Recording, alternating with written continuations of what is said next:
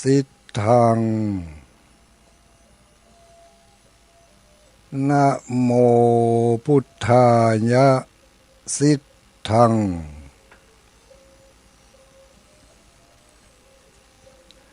นะลูดโมถอนพุทธอทาลุดยะตกสวหาย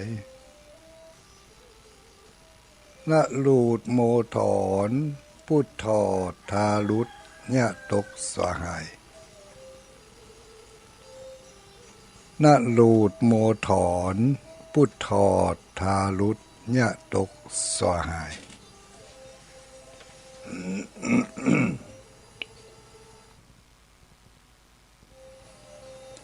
ขอความนอบน้อมแด่องค์สมเด็จพระสัมมาสัมพุทธเจ้าขอน้อมอภิวาทแด่พระสัทธรรมเจ้าขอน้อมนมัสการแด่พระอริยสังฆเจ้าขอถวายความเคารพมายังท่านพระคุณเจ้าท่านเจ้าคณะพระสังฆาธิการท่านครูบาอาจารย์พระสงฆ์องค์สังฆเจ้าทุกรูปทุกตนทุกองค์อรุณสวัสดิ์สวัสดียามเจ้าขวายมายังอุบาสกอุบาสิกาผู้มีบุญทั้งหลายทุกผู้ทุกคนที่ได้ยังมีลมหายใจยังได้ยินได้ฟังน้ำเรียงเสียงปากของพระสงฆ์องค์สังฆเจ้าได้ตื่นเจ้ามาก็ยังได้มานำเสนอเตือนสติก่อนที่จะออกไปดำเนินชีวิตในแต่ละวันสำหรับ ในเวลานี้วันนี้ก็เป็นวันพฤหัสบดีวันนี้วันที่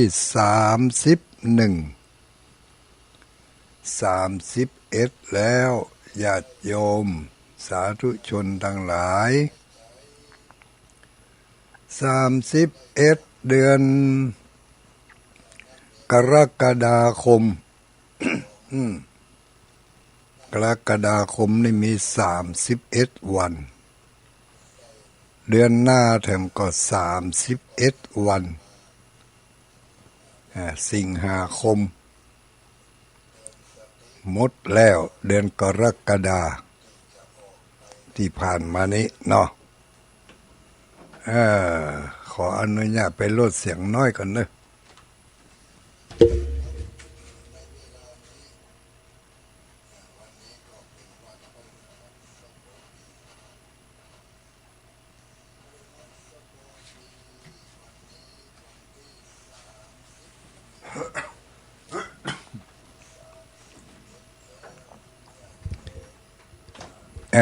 เปิดวิทยุไว้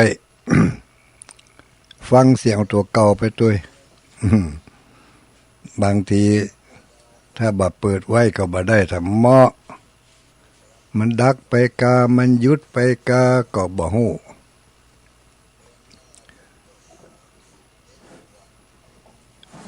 สำหรับเวลามาเจ้าคอยขวายตอนนี้ก็แจ้งดีขวายงามละญาติโยมทั้งหลายผู้ที่อยู่ในห้องมืดก็ยังบ่แจ้งแต่เนอะ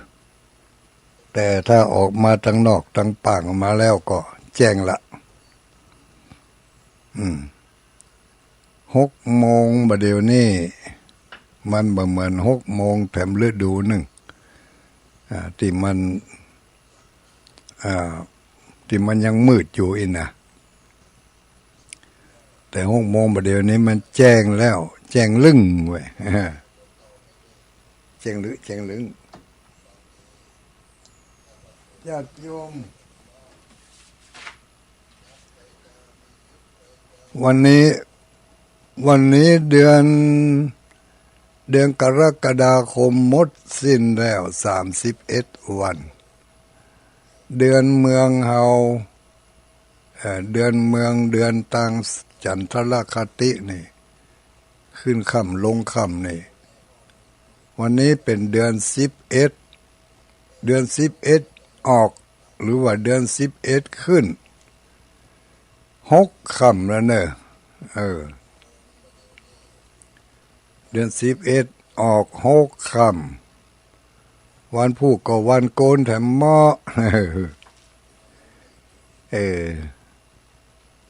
วันผู้ก็วันโกนแถมหม้อ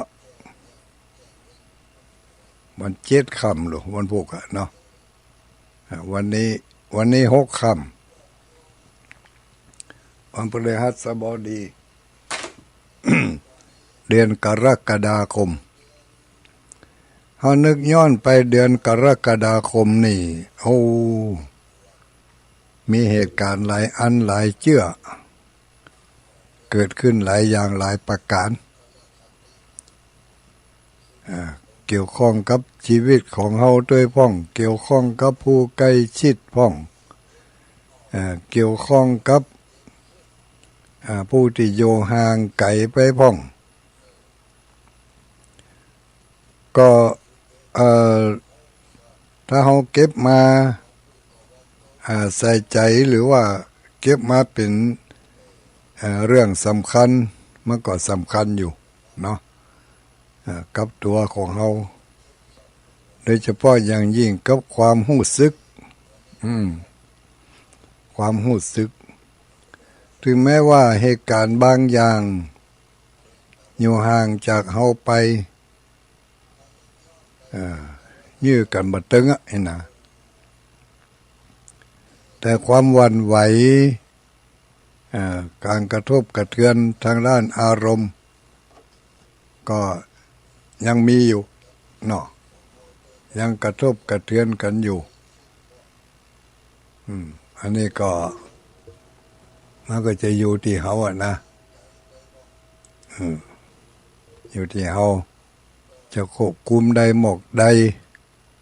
จะรับได้หมกใดรับบ่ได้หมกใดนี่อันนี้ก็อยู่ที่ตัวไผตัวมันนั่นเด้อยังได้เหตุก็ดีเหตุการณ์ต่างๆจะเกิดขึ้นที่ไหนเมื่อใดนั้นเขาก็มาทบทวนถึงตัวเขาตื่นเช้ามาล้างหน้าด้วยน้ำใสล้างจิตล้างใจด้วยน้ำพระธรรมล้างหน้าด้วยน้ำใสล้างใจด้วยน้ำธรรม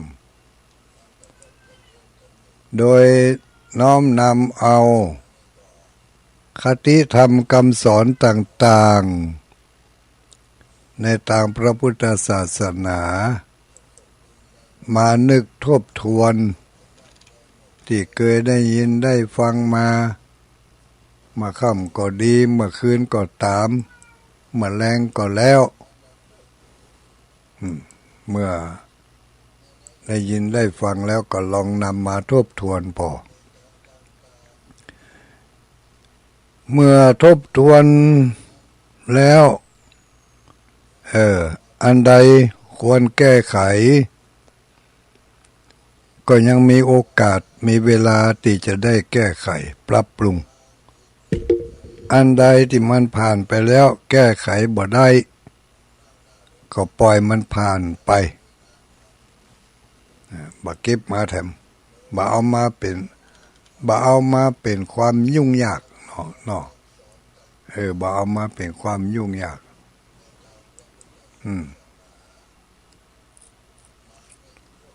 สิ่งที่เราจะควรจะรำลึกนึกถึง อย่างที่ตุลุงเคยยกเอาพุทธสุภาษิตมาฝากมาฟังกันเมื่อคืนวันนั้นแล้วก็หลายครั้งตัวบอกว่า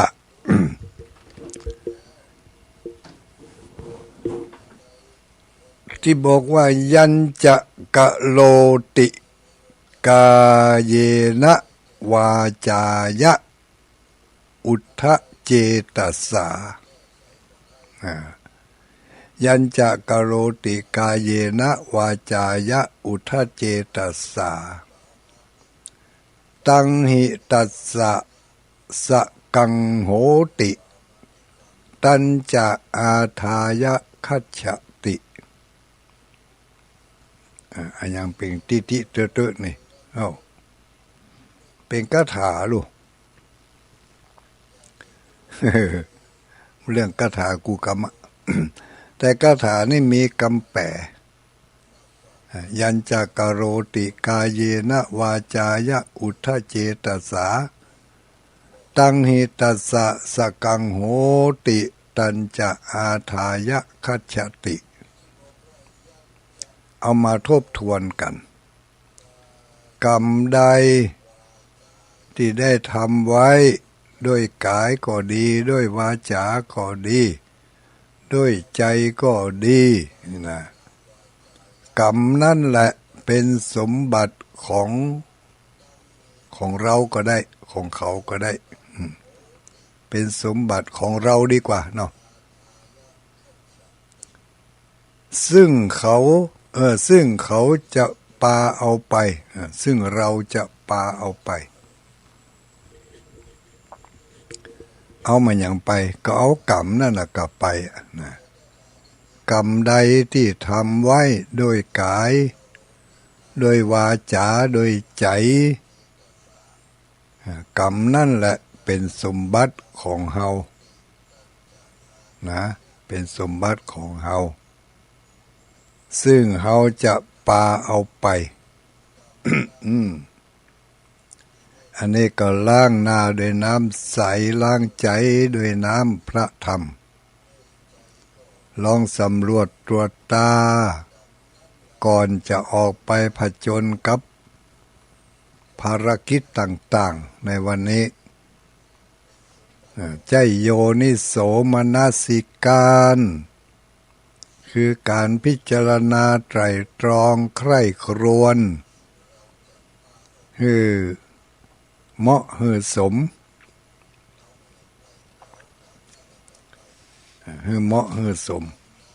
กับงานกับการต่างๆที่เขาจะทำพิจารณาให้ดีพิจารณาให้ดีว่ากายกรรมก็ดีวจีกรรมมโนกรรมอันใดที่เป็นฝ่ายกุศลเป็นฝ่ายเป็นค่อนข้างไปในทางที่ดีอันนั้นจะเป็นสมบัติของเฮาที่จะติดตัวเฮาไปก็คือสิ่งที่ดีแต่ถ้าเฮาสลังพังพาดไปในทางที่บ่ดีจะบ่ดีนักบ่ดีน้อยนั่นก็แล้วแต่บ่ดีนักก็ฮื้อผลนักบ่ดีน้อยก็ฮื้อผลน้อยมันก็เหมือนกับความดีก็เหมือนกันดีนักก็ได้ผลนักดีน้อยก็ได้ผลน้อยผลที่ได้นั่นแหละเป็นเรียกว่าสมบัติของเราสมบัติที่เป็นบอกว่าจะเป็นสมบัติเกี่ยวกับอาหารการกินเกี่ยวกับที่อยู่ที่อาศัยเกี่ยวกับเครื่องประดับตกแต่ง ของกินของใจรวมแล้วเป็นเรียกว่าสมบัติมันแจกกะบ้านเฮือนอย่างเดียวนะ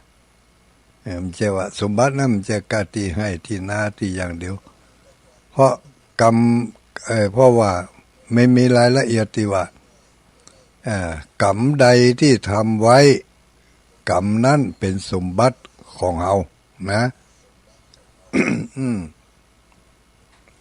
เพราะฉะนั้นเมื่อมานึกถึงข้อนี้แล้วก็ลองนึกทบทวนพอว่าถึงเมื่อถึงวันนี้เรามีสมบัติตามความเข้าใจของเราก็คือสมบัติพัสถานเนาะบ้านจองห้องหออันนั้นเป็นเพียงส่วนหนึ่งของสมบัติในทางธรรมเป็นส่วนหนึ่งแต่ในทางธรรมนี้สิ่งที่เราได้มาทั้งหมดที่เรามีอยู่ที่เราครอบครองอยู่ เป็นสมบัตินับตั้งแต่เสื้อผ้าอาภรณ์ของกินของใจที่อยู่ที่อาศัยตลอดจนถึงเครื่องอำนวยความสะดวกทุกชนิดเหล่านี้เราได้มาด้วยการกระทำของเราในอดีตทั้งนั้นรวมไปถึงงานการที่เราทำที่เราแต่งตัวที่เราพร้อมที่จะไปทำงานวันนี้ก็อนุโลมอนุมัติเข้าในสมบัติเขามีงานดีมีเงินดีก็เพราะว่าเราได้ทำดีมาก่อนเขาถึงได้มีงานดีมีเงินดีไปกาดไปซื้อของเขาก็ได้ของดีบ่ได้ของคิโลคิตังบ่ได้ของปลอมบ่ได้ของปนเปื้อนโดยสารพิษบ่ได้ของที่ของปลอมเนาะที่เขาปนเปื้อนด้วยสิ่งสกปรกหรือของที่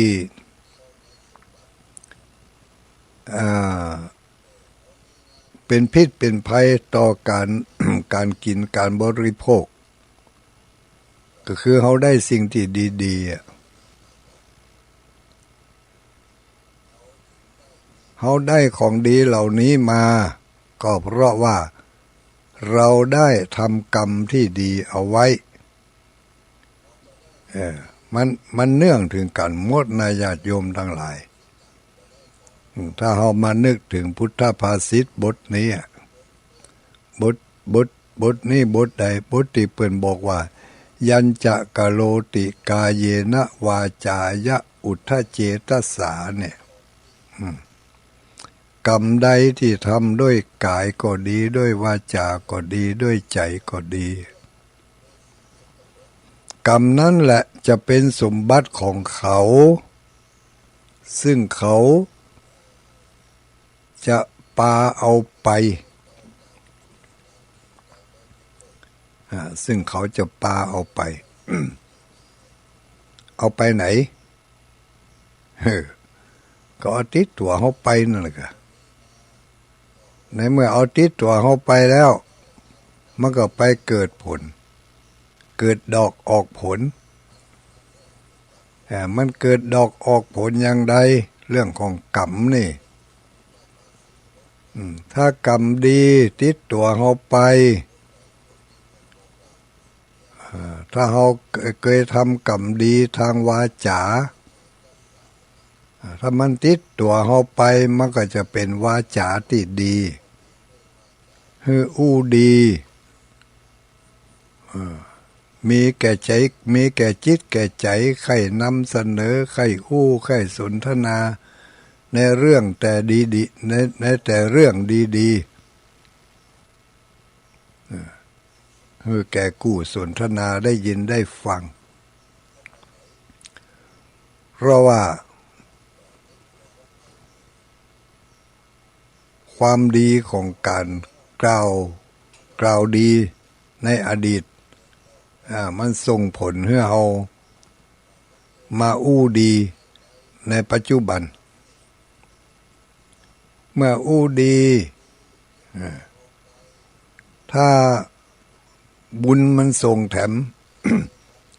ก็จะยากให้คนที่ฟังคำอู้นั่นมีเกิดความศรัทธาเกิดความเชื่ออยากให้ได้ยินอยากให้ได้ฟังอยากจะนำไปประพฤติปฏิบัติมีการตอบสนองในทางที่ดีก็รวมความแล้วก็คือ ตั้งต้นดีเดิมดำเนินไปด้วยดีผลสำเร็จออกมาก็คือดี ดับเบิลดีบวกเข้าไปแต่ตรงกันข้ามนะถ้าทำบ่ดีทางกายกรรมวจีกรรมมโนกรรมมันก็จะเป็นสมบัติติดตัวเราไปก็คือสิ่งบ่ดีทั้งหลายที่มันเกิดขึ้นกับเราต้องเข้าใจเขาเป็นนักธรรมเป็นนักฟังแล้วก็ได้ฟังมาโดยตลอดต้องเข้าใจในเรื่องนี้ทุกวันเราได้ดีกับได้บ่ดีอันใดนักกว่ากันถึงมื้อถึงวันนี้เฮาได้ดีกับเฮาได้บ่ดีอันใดนักกว่ากันเมื่อจังกะลาเปรียบเทียบดูแล้วถ้าเฮาได้ดีนักกว่าบ่ดีอันนั้นก็ภูมิใจได้ว่าในอดีตเฮาทำความดีเอาไว้นักจึงอยากให้เฮาได้ดีมาโดยตลอดอย่าลืมนะที่เฮาได้ดีถึงเมื่อถึงวันนี้เป็นสมบัติอันหนึ่งนะเกิดจากการกระทำของเฮาว่าเฮาเคยทำดีมาแล้วความดีนั่นจึงสนองเฮา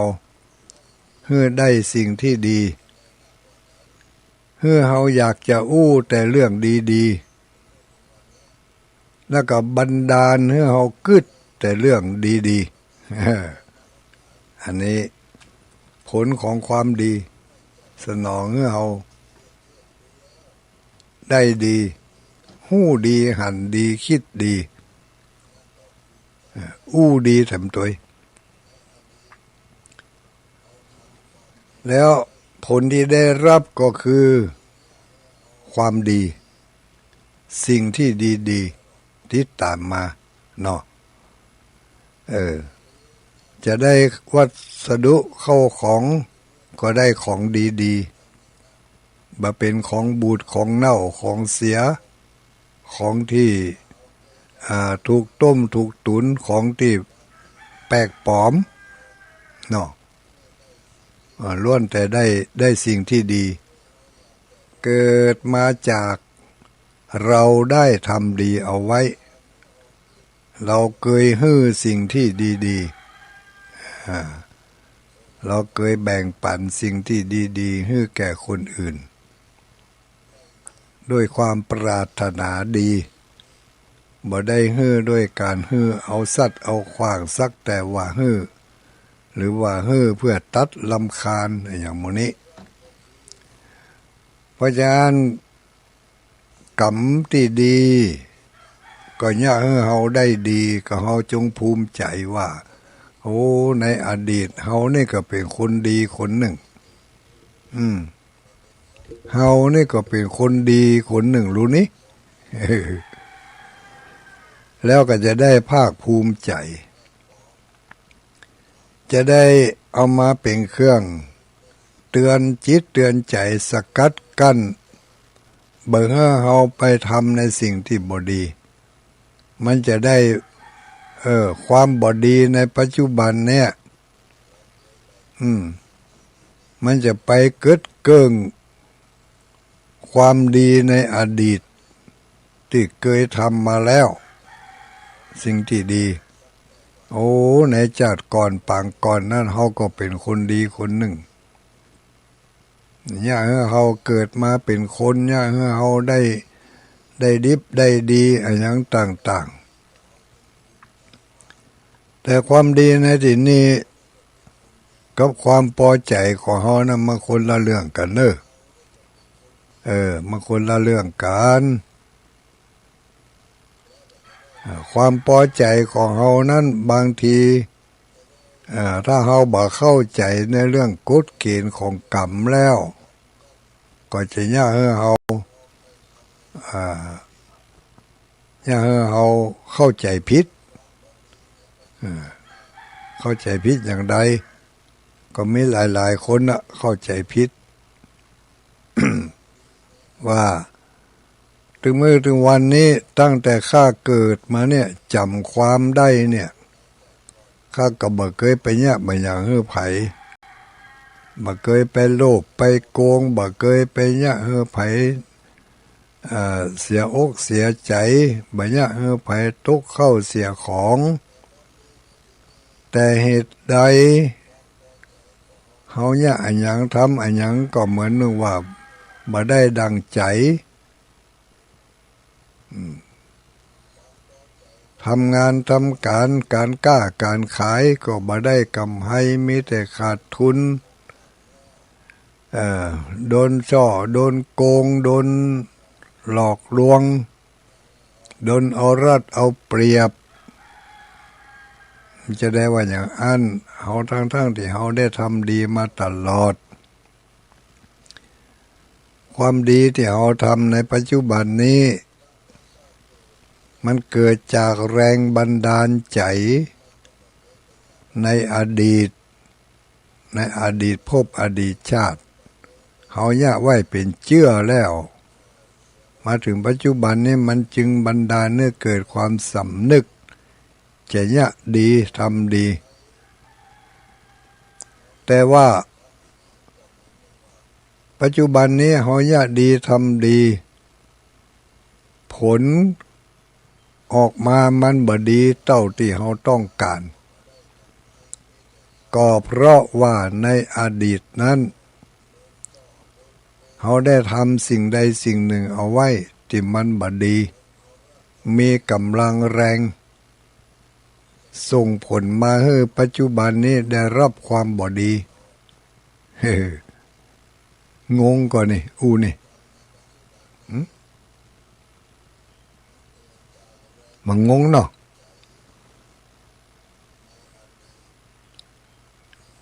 เขาตั้งอกตั้งใจทำจัดดีนะ ไปกาแต่เจ้านี่ก็พยายามที่จะไปเสาะหาของที่ดีๆลำเอามากินนะเอามาถึงบ้านมาพอยังเป็นของเน่าของบูดของเสีย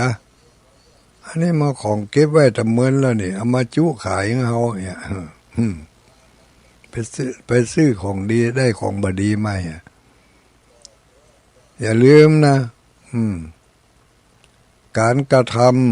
ำกรรมที่ทำไว้โดยกายโดยวาจาโดยใจกรรมนั่นแหละเป็นสมบัติของเฮาซึ่งจะปาเอาไปเป็นกรรมในอดีต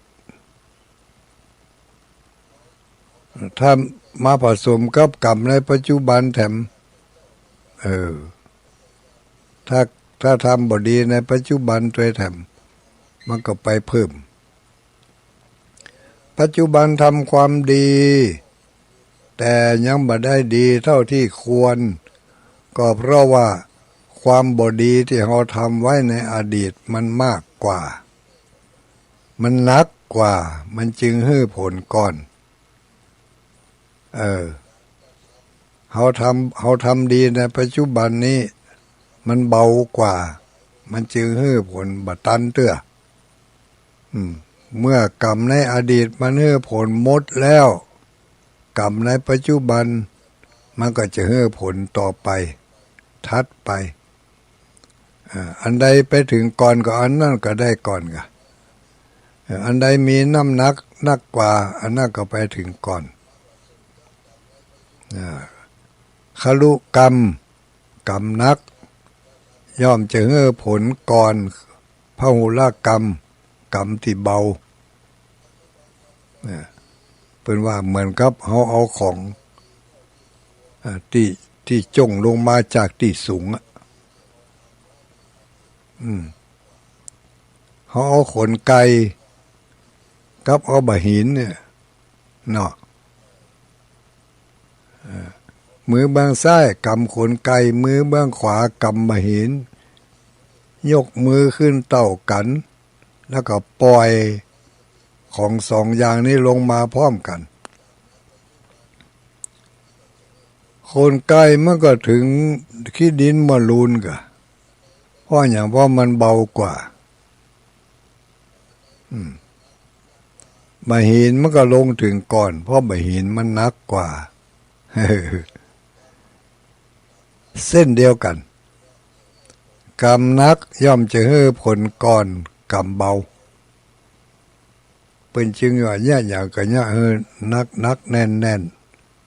จะทำความดีก็ตั้งอกตั้งใจทำมันจะมีไอ้อย่างมาคัดขวางปัดมันออกไปเขาตั้งใจจะทำดีแล้วตั้งอกตั้งใจทำ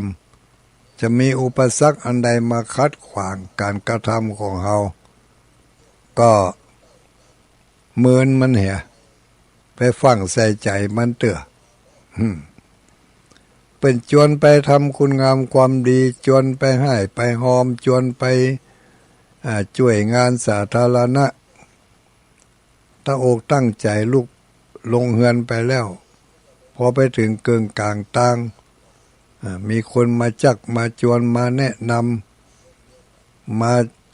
กล่าวกำนั่นกล่าวกำนี่ยะเฮือเฮาอ่อนอกอ่อนใจบ่อยากให้ยะบ่อยากให้ท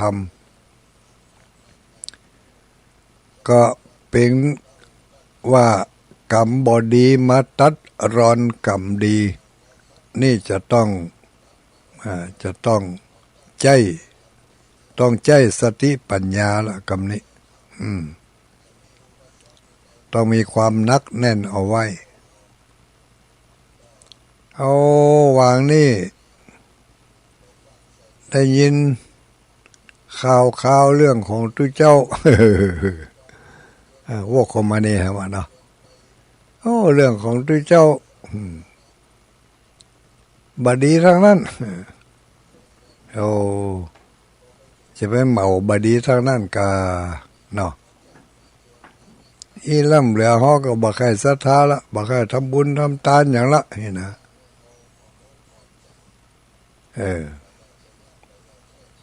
อันนี้มันก็เป็นอาจจะเป็นอุปสรรคอันหนึ่งนะที่มาคอยตัดรอนความดีของเขาก็ใจดุลยพินิจใจสติปัญญาของเขาก็เมื่อเขาจุงหูดังอยู่ตลอดเวลากำกืดของเขาสติปัญญาของเขาก็มีที่เปิ้นนำเสนอนั่นก็เป็นสติปัญญาของเปิ้นเฮาได้ฮู้เฮาได้หันเฮาก็ใจสติปัญญาของเฮาก็อันใดควรอันใดบ่ควรอยู่ที่การตัดสินของเฮาอยู่ที่ปัญญาของเฮาเพ่ลูกจะไปเอาข่าวสื่อหยังต่าง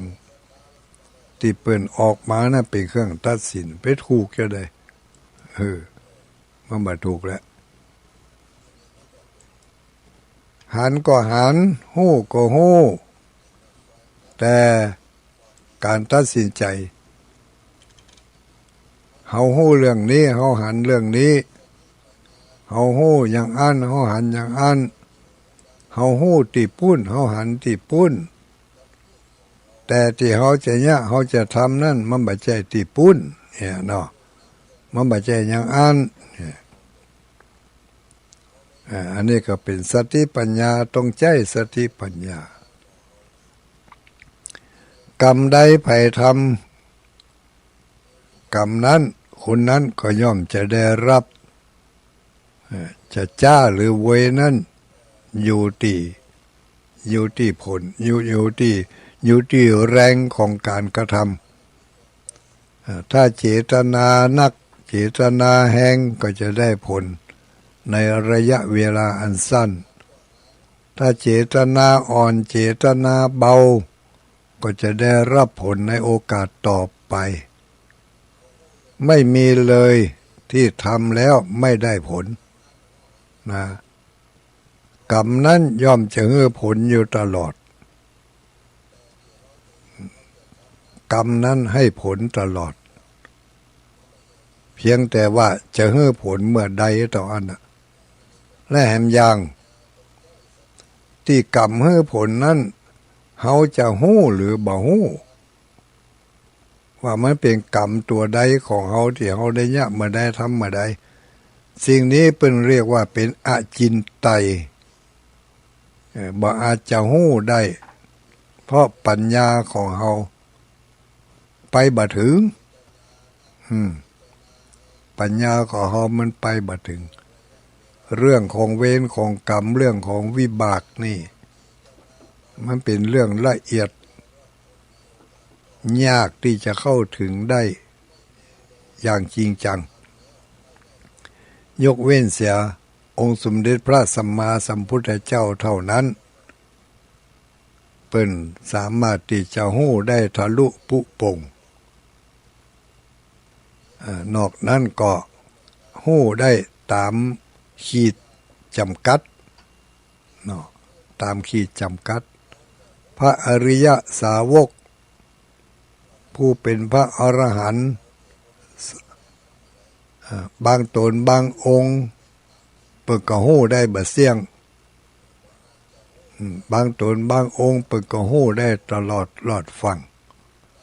แต่พระสัมมาสัมพุทธเจ้านั่นเปิ่นมีสติปัญญาอเนกอนันต์หาที่สุดหาประมาณบ่ได้เปิ่นจึงหู้หมดหู้ทุกสิ่งทุกอย่างจึงได้ชื่อว่าโลกวิทูผู้รู้แจ้งโลกถึง3แจ้งได้หู้ได้หู้แจ้งโลกทั้งหมดทั้งมวลหู้แจ้งโลกทั้งหมดทั้งมวลในหมื่นจักรวาลในหมื่นโลกธาตุนี่ในอนันตจักรวาลนี่หู้หมดพระพุทธเจ้านะหมู่เฮาทั้งหลายนี่ก็เดาเอาเท่านั้นนะเดาเอาคาดคะเนเอา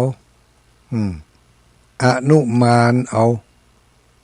ไปตามคำสั่งคำสอนที่เพิ่นได้บอกมานิดๆหน่อย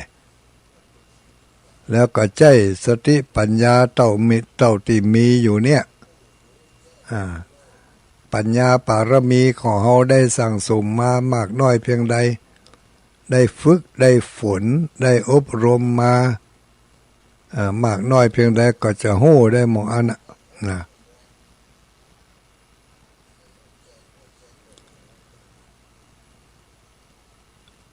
เพราะฉะนั้นยัญจะกโรติกาเยนะวาจายะอุทธเจตสาตังหิตัสสะสกังโหติตัญจะอาทายะคัจฉติกรรมใดที่ทำไว้ด้วยกายก็ดีด้วยวาจาก็ดีด้วยใจก็ดีกรรมนั่นแหละ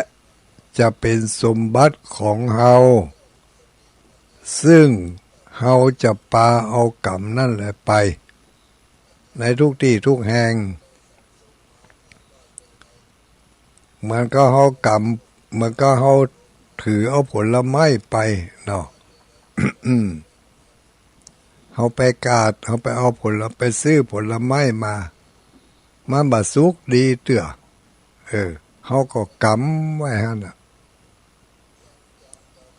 เมื่อใดผลไม้นั้นมันสุกดีแล้วเขาก็กินได้เลยสุกเข้าบักกินมันก็เน่าคำมือหั่น ในที่สุดก็เอาขวางไปบ่ได้กินสักคำเพราะมันเน่า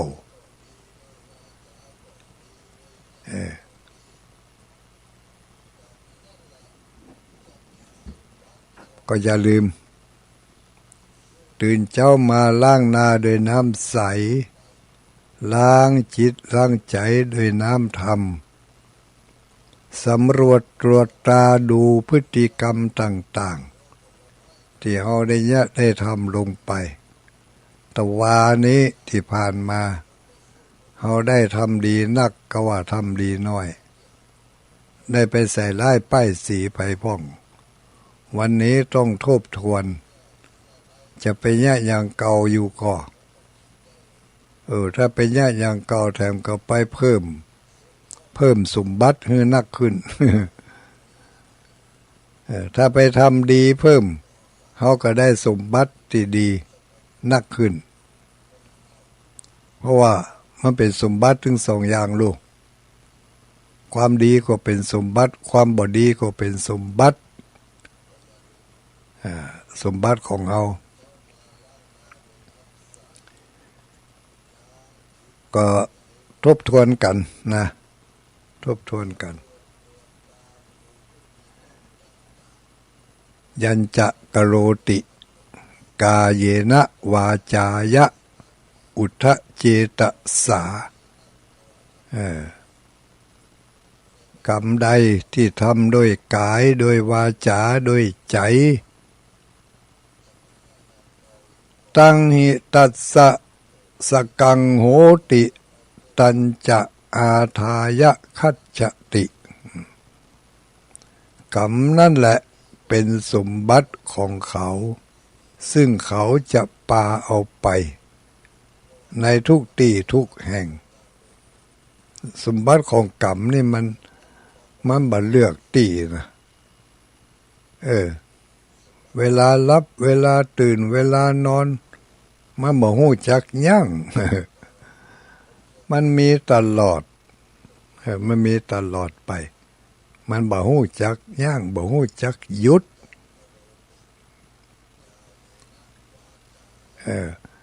เฮาทำความดีด้วยกายเฮาก็มีความภาคภูมิใจ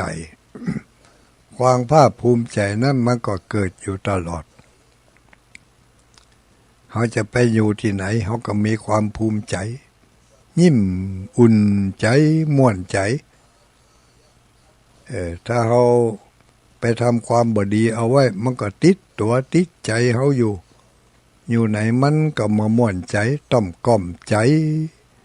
กินแหนงเสียดายนึกแล้วก็เกิดความเศร้าหมองเพราะการกระทำในทางที่ไม่ดี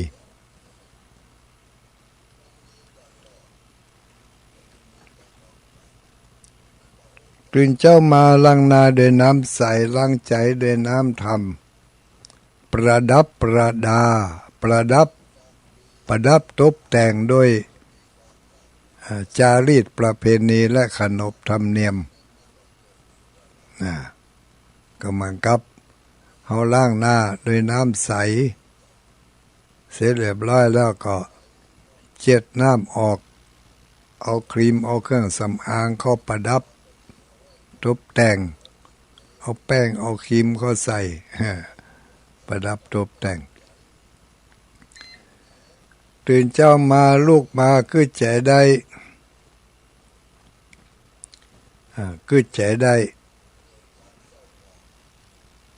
ถึงพระธรรมคำสอน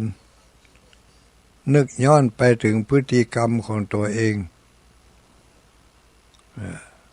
เขาทำด้วยความ ด้วยความโกรธความโลภความหลงหรือว่าทำด้วยสติปัญญาทำด้วยความตั้งอกตั้งใจเพื่อประโยชน์เพื่อความสุข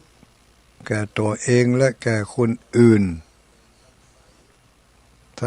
ถ้านึกได้อย่างนี้แล้วเกิดความภาคภูมิใจที่ได้ทำดีก็ภาคภูมิใจนึกย้อนไปเฮานี่ก็เป็นคนดีคนหนึ่งเกิดมาสร้างคุณงามความดีมีความภาคภูมิใจก็ เอาอันยังมาเป็นบันไดไต่เต้าไปสู่ความดีก็เอาน้ำธรรมคำสอนนี่แหละมาเป็นเครื่องคัดเกลาสัทโธธัมมังนปัสสติเนาะเปิ่นบอกว่าสัทโธธัมมังนปัสสติเมื่อมีความโลภเข้าอยู่ในจิตในใจแล้วย่อมมองไม่เห็นธรรม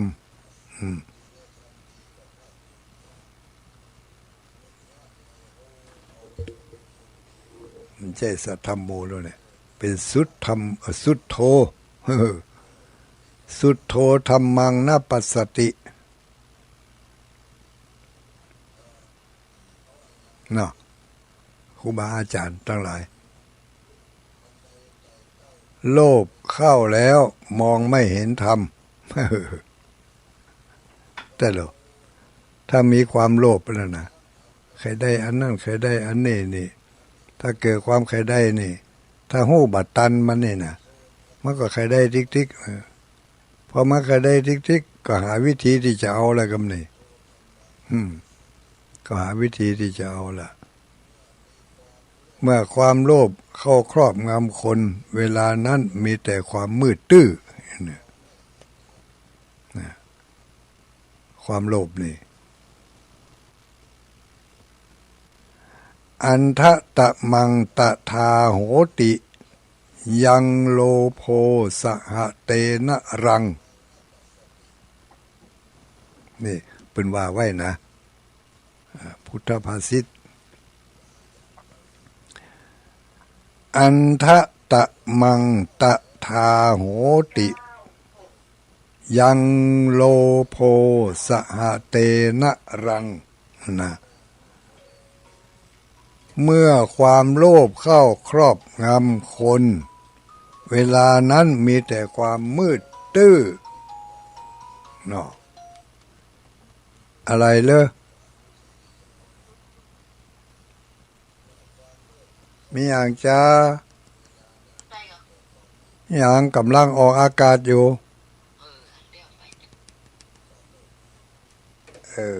มีอย่างโมโหเนอะ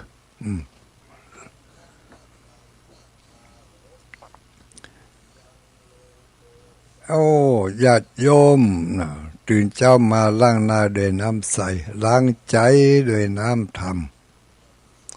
ความโลภเข้าแล้วมองไม่เห็นธรรมนะความโลภความใคร่ได้ที่มันเกินความเกินตัวใครได้แล้วใครได้แถมปลายบ่ปอใครได้ของดีบ่ใช่ของตัวเองแถมต่างหากอยากได้บ่ฮู้จักปอบ่ฮู้จักพอบ่ฮู้จักอิ่มบ่ฮู้จักพอประมาณใครได้ทั้งที่บ่แจ้ของตัวจะพึงได้ก็ยังใครได้อยู่ถ้ามันอย่างนี้แล้วความใครได้ความใครอยากโลภโล้นป้นประมาณมองไม่เห็นธรรมบาหันความยุติธรรมบาหันความจริงบาหันความถูกต้องขอให้ได้ให้ยังอย่างนี้อันนี้ก็เป็นความโลภเนาะก็ ก็ขออนุโมทนากับศรัทธาญาติโยมทั้งหลายโอ้วันนี้บัดเดี๋ยวนี้6:50ไปมาเจ้านี่จะมีไผ่ฟังที่ไหนของโชจากูเตือนี่ก็มาได้เปิดโอกาสมาได้เปิดสายเปิดอ่านกับไลน์อันนี้ก็อันนี้ไผ่นี่โอ้50ปลายเนาะ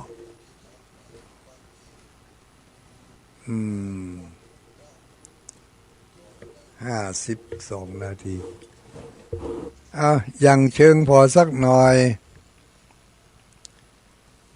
0932722499โอ้วันนี้ใจดีเปิดรับสายไปกาดไปลีบอกปิ๊กมาแต่ก็ว่าจะได้พี่น้องลำปางพี่น้องลำปางไปญาติโยมเชียงใหม่ลำปูนเวียงป่าเป้าวันนี้เวียงป่าเป้าวังเหนือได้ยินอยู่สถานีวิทยุดารุณี90 เมกะเฮิรตซ์เวียงป่าเป้าเรดิโอมาเจ้าวันนี้นำเสนอให้ญาติโยมทั้งหลายได้ยินได้ฟังเนื้อหาสาระตั้งแต่5 โมงมาเจ้าเป็นต้นมาในเมืองเชียงใหม่ฟังอยู่เนออนุโมทนาสาธุลองพอแล้วเป็นไผ่จ้าเจริญพรลูกไหนมาจ้าลูกเรียนหนองล่องเจ้าละปูนได้ฟังอยู่เนาะเจ้าชัดเจนดีเจ้าชัดเจนดีฝนตกก่อฝนตกเจ้าไม่น้องนะบึ้จะเอาไปฮื้อเนอเบาแล้วลำไยจะเน่ากะเจ้าลำไยอย่าเน่าไปเดี๋ยวนี้กำลังอย่าเข้าหาลำไยอยู่เน่าเป็นยังอนุโมทนาสาธุ เจ้าสาธุเจ้าขอบอกขอบใจตั้งหนองเวียงหนองล่องลำปูนส่งเสียงมาแล้วลำปางแม่อุ้ยน้องปังงิ้วฟังอยู่2 4 2แม่อุ้ยเดือนทิมวางฟังอยู่ไหวสาแม่อุ้ยเดือนเพ็ญทิมวางฟังอยู่สาธุเจริญพร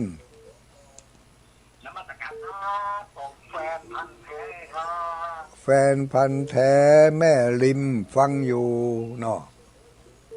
ข้างวัดแม่ริมนี่ครับน้ำนองก่อ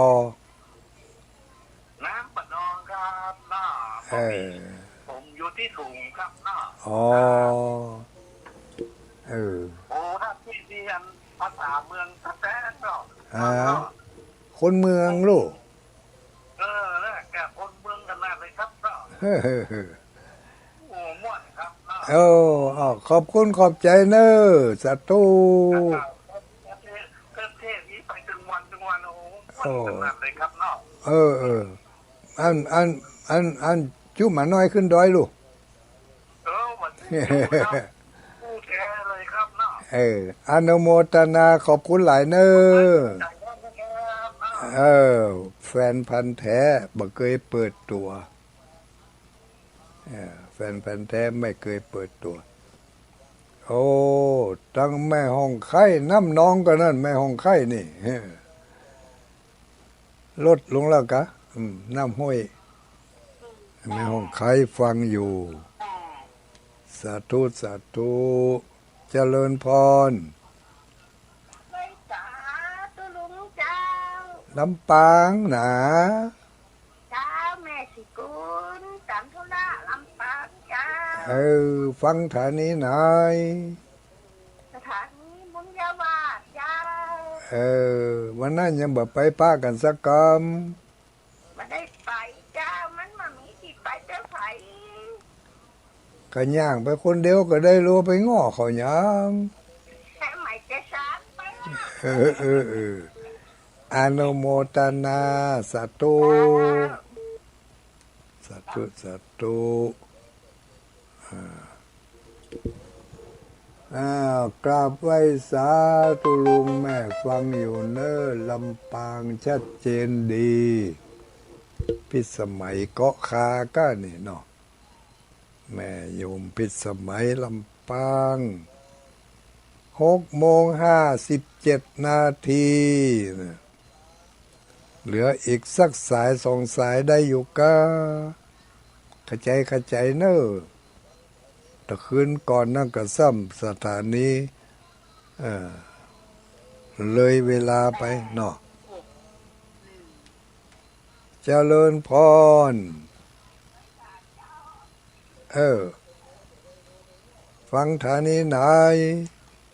อันนี้อันยังก็ อยู่บ้านไหนวะเถอะ อยู่บ้าน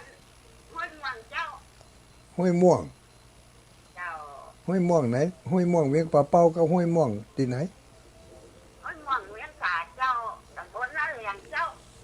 ตำบลนาเหลียงเวียงสา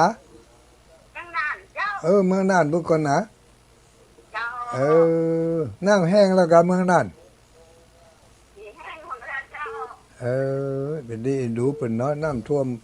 วมแถวหลังคาปุ่นน่ะ เจ้า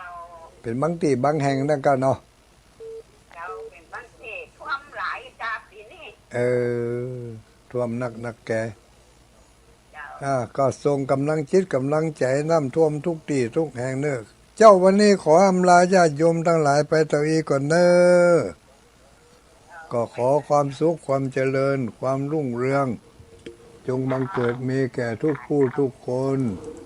อายุวันโนสุขังปะลัง